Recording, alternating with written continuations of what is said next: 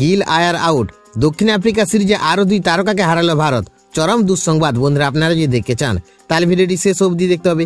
চ্যানেলটিকে সাবস্ক্রাইব করে একটা লাইক দিতে হবে এবং নোটিফিকেশন বেল আইকন দাবাতে হবে। ইডেন টেস্টের পর দক্ষিণ আফ্রিকার বিরুদ্ধে চলতি সিরিজে ভারতের জয়ের আশা কার্যত শেষ।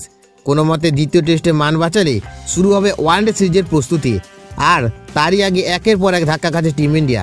ইডেন টেস্টে ঘাড়ে চোট পেয়ে হাসপাতালে ভর্তি হয়েছিলেন অধিনায়ক সুমন গিল। তার ফিটনেস নিয়ে গুরুতর সন্দেহ তৈরি হয়েছে। ফলে ওয়ানডে সিরিজেও তাকে পাওয়া যাবে কিনা সেই প্রশ্ন এখন বড় উদ্বেগ। অন্যদিকে সিডনির ওয়ানডে চলাকালীন চোট পাওয়া ইতিমধ্যে সিরিজের বাইরে হয়ে গিয়েছে শ্রেয়াস আয়ার। দীর্ঘ পুনর্বাসনের কারণে তাকেও একদিনের সিরিজে দেখা যাবে না। এর পাশাপাশি সামনে এসেছে আরো 2 তারকা ক্রিকেটারের না খেলার খবর। হার্দিক পান্ডিয়া, যিনি এশিয়া কাপে শ্রীলঙ্কার বিরুদ্ধে খেলতে গিয়ে চোট পেয়েছিলেন, এখনও জাতীয় দলে ফেরার অপেক্ষায়। বোর্ডের শর্ত মেনে তিনি সৈয়দ মুশতাক আলী ট্রফিতে খেললেও দক্ষিণ আফ্রিকার বিপক্ষে ওয়ানডে সিরিজে তাকে সুযোগ দেওয়া হবে কিনা তা নিয়ে নিশ্চিত নয়। পিটিআই সূত্রে দাবি, হার্দিকের পাশাপাশি জাসপ্রীত বুমরাহকেও দেখা যাবে না এই সিরিজে। টি-20 বিশ্বকাপের কথা মাথায় রেখে বুমরাহকে 50 ওভারের ম্যাচে না খেলানোর সিদ্ধান্ত নিতে পারে বোর্ড।